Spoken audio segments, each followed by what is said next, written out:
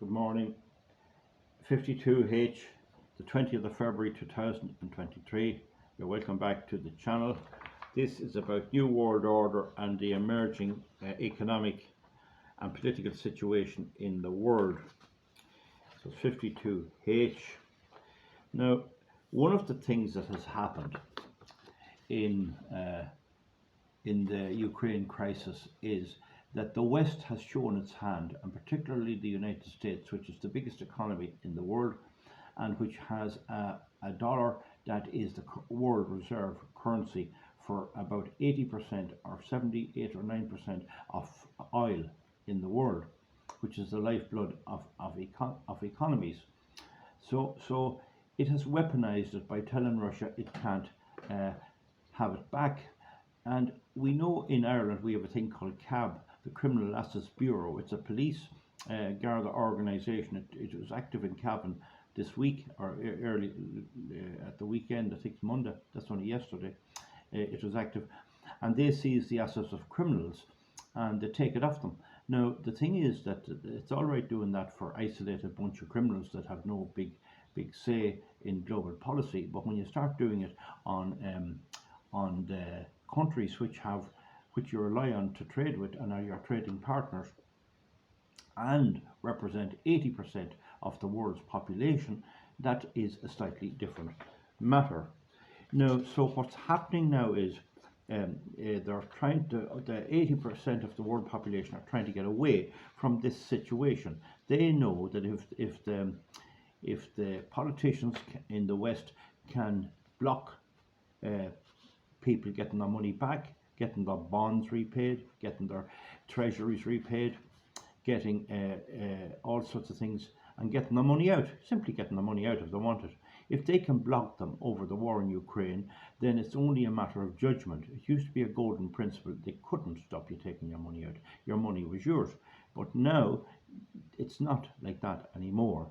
And they know down the line that whoever's running the Western world, I say it's the World Economic Forum, it's also the United Nations and various other World Investment Bank, International Investment Bank, and all those type of things, International Monetary Fund, and all of those, but that's only my opinion. They're either doing it deliberately or they're doing it by accident, and either way it doesn't really matter. If you're shot by somebody deliberately, you're dead, and if you're shot by accident, you're still dead. And if you're hit with a car and killed accidentally, you're still dead. So you have to try and figure out what's the safest thing to do before it happens. Now, why would they weaponize the dollar if they think, right, okay, maybe they thought Putin would withdraw from Ukraine, but you see, the likes of China knows this will come next for Taiwan, if there's any trouble there, and any country that has any row with its neighbours could find itself sanctioned. In fact, there's a border war between China and India at the moment, and you could get somebody like the World Economic Forum deciding to draw a line and tell them you stay each side. I mean, this was done with the formation of Israel by the British way back in the 1940s. So anyway, is it just that they don't know the consequences of weaponizing the reserve currency, or could there be another reason? Could it be blame somebody else? Could it be that they know they cannot pay the American debt? The Western debt can't be paid, but in particular the United States of America debt. I mean, even to pay it at the rate of the Irish economy per year, it will still take several hundred years to get it paid. I mean, it's like if somebody went into debt in 1640 and they were just about clearing it off now. I mean, this is the ridiculous nature of the sheer volume of debt. And when they can't get enough of debt, when they can't borrow money, they print money, and that deflates and inflates the money and deflates savers. Now, so that's always been going on. Now, remember, the United States relies on bonds, government treasuries. And so if you put, we'd say, $1 million into a government bond, a treasury in America now, you're only getting 3.5% a year, and the rate of inflation is at least 7.5 or 7. So you're losing 3.5% for a start. But actually, the rate of inflation could be as high as 14%, and I think here in Ireland the rate of inflation is about 12.5, 13%. So you're losing a lot. You're absolutely losing. If you put it in for 10 years and you take the compound rate on that, you'd be lucky to get back in out 40% of what you put in. It wouldn't buy any more than that. So they're actually robbing you when you do that. So that's a big problem. So can this situation go on? And I don't think it can. Most experts say it cannot continue. But maybe they just want to be able to blame Russia or China or something when the whole thing comes collapsing down around their ears. And that's why they do these ridiculous things, because most people just want to get by day to day. They're living on check to check, payment check, and they just want goodies and handouts from government. They don't understand the wider implications of this. So could that be, maybe they feel that Western economies are going to collapse? I don't know. But you can see that that would be another motive. There could be two motives. One, they just do the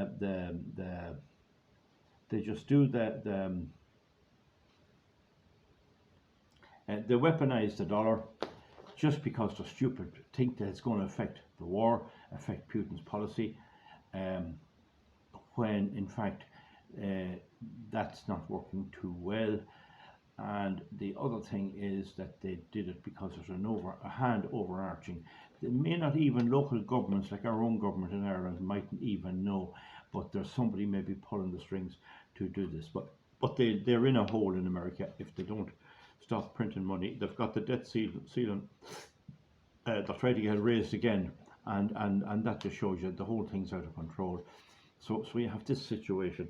Now, one of the things that's definitely online, and it's already enacted, is digital currencies. You're going to have a situation where you won't have cash at all. You'll have a mobile phone, and everything you do will be controlled. And when you spend, you'll only be allowed to spend up to a certain limit of carbon. So everything will have a carbon footprint. So you could find yourself going down to the filling station to get a fill of petrol, and you put in your card to pay for it. And there are already automatic dispensing filling stations around the country. There's one in Ballybor at least, that's Go, and there's several others. Most of the local ones have this, and it's only a short step. When you put in your card, it'll tell you have only 50 litres left for the year, and this could be September, and your carbon footprint is reached, and there you are. You will not be able to get fuel. So you can see how this is panning out. My own bank account has moved from the usual laptop computer thing that you have to have an app on your mobile phone, on your smartphone. So if you didn't have a smartphone, you couldn't have a internet banking. And I have a smartphone, but it's not my main phone. But how did they know? And even if I hadn't a smartphone, I was finished. I'd have to go into the bank again to get money out, and that wouldn't work very long. I used to transfer money to people I owed money to, and they'd transfer to me. And funny enough, although I didn't try it yet, it's going to be more difficult. It's more learning to get that done. So the point about it is that's what's coming. They're going to have a way to control your spending, and the World Economic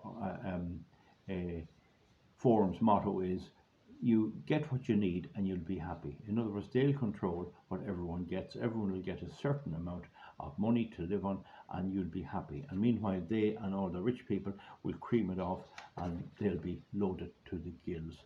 This is the kind of a world that we're shaping up to. So the thing about it is, the BRICS nations, that's 80% of the world population, 80%, is fleeing. Now, they're not just gone yet, and there will be obstacles, but they're getting out from the dollar. Gold is being bought up, silver is being bought up. You're not hearing what silver is being bought up.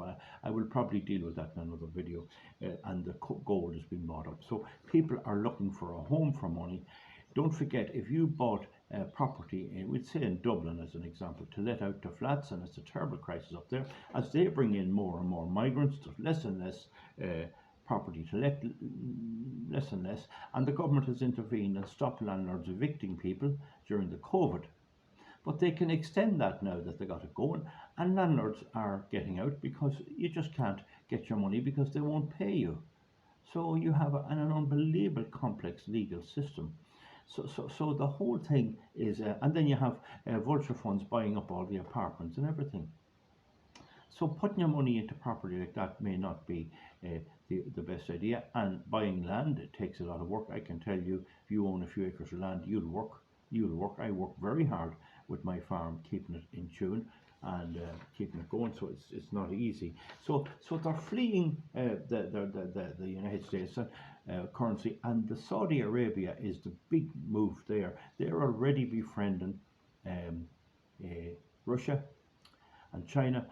And a big thing that happened was when Biden withdrew from Afghanistan, because that taught the likes of Saudi Arabia, who relied on the United States for their security, that taught them you can't rely on the United States. The United States pulled its troops out of Afghanistan and left their own operatives, their own allies, go to hell. They could go to hell. The local people there and the local government officials that sided with the Americans against the Taliban were just dropped. They didn't give them any way out. The Americans just left in a flash. Different to Vietnam, where they were pushed out and they tried to bring some of their assistants and natives with them. But with Afghanistan, they just pulled out. And that sent a message to the Saudis and to other countries like in the oil producing regions of the Middle East. You can't depend on the Americans anymore. So cozying up to the Americans by using the reserve dollar, the reserve currencies, and trading in oil and the dollar was a kind of a little bit of a sweetener so that they'd keep providing them with security.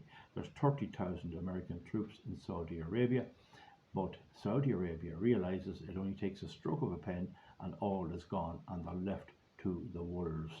And so Saudi Arabia sees more benefit in having a BRICS currency, in having another type of currency grounded on commodities, oil, metals, gold, silver, and all that sort of stuff. And it sees a bigger advantage in that. And they're desperately trying to do that because they'll be the next to be sanctioned. The other thing about the Saudis is that, and the oil producers, is that they're being told, we don't want your oil. Your oil is evil. Now, it was an old principle long ago. I often heard my father saying it. If you go to buy a car or an animal of somebody, you either want the car or you don't. If you go to view it or you want to buy the cow and you like the animal, you think that's one I'll buy, you tell the man the cow's okay, the car is all right, but the price is too high. You try to beat him down on the price by attacking the price. But if you tell him that's a junk car, and it might be his pride and joy for years, he'll get insulted and he won't want to sell it to you at all. And if you tell him his cow is a useless cow, no good for anything, well, you're insulting the cow. He could have put a lot of effort into that cow. He might have 3 more that are good. He might just want to sell one, and you might want to sell it to a good owner. And you come along and you insult the cow, he may not sell to you at all. So when you see the West telling the oil producers, your oil is evil, we're moving away from it. By 2030, we won't need any. We're going to switch to renewables, and we're going to switch to solar. No. Maybe they believe that baloney. You and I know you can't, wind or solar doesn't work. And they're stuck with fossil fuel, but maybe some of the Arabs do believe it. A lot of governments seem to believe this baloney. And if they know that that's the case, what's the point in investing in goodwill and diplomacy and economic ties with the West, with the United States and Europe, when they themselves are telling you they're going to run the whole economy on windmills and solar panels and electric cars that goes on fairy dust? I mean, that's what they've been told. So they're saying, well, what good is that customer? We don't want that customer. We want customers like India and China that will continue to respect our product, will say it's a good product, we want more of it, and we'll pay you more for it. And that's also a dent in the psychology of the psychology. Telling them that, telling these OPEC fuel countries, we're only buying your fuel for a while, we hate you for supplying it, you're destroying the planet, all this stuff, and but we'll buy it for now and run around looking for a supply. these countries will probably continue to supply us. Yes, they will. And you have Norway, a big supplier in respect of Ireland. They probably will continue to supply the West, but they'll charge them plenty. Particularly Europe, that has very little fuel. The United States has a good deal of fuel. So it may have to actually fall back on its own fuel and not be skulking off the Arab countries. And so I've showed you what the evil and scary intentions are. Showed you how we're being manipulated, how our government is being manipulated, how there's a big hand waving over all this. It's either there is or there's a stupidity that's equally scary. And the question is, what will voters do? What will voters do? Voters tend to just vote for, in the majority, for goodies. Oh, we'll get a bit more. They'll offer them a little bit more. We'll up your dole. We'll give you a bit more in your pension or something like that. And they'll print the money, and you can fool the voter into thinking the printed money is as good as real money. So that's just the situation with it.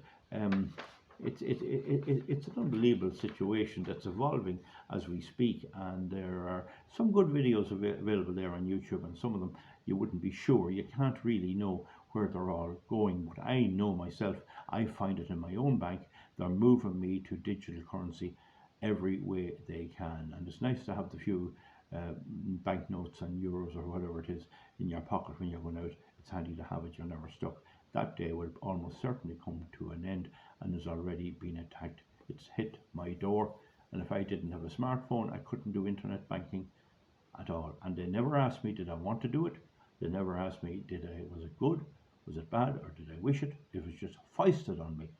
And in fact, the local bank was unable to deal with it. I had to get on to Dublin to deal with it. So wait till we see some of the less computer savvy people deal with that.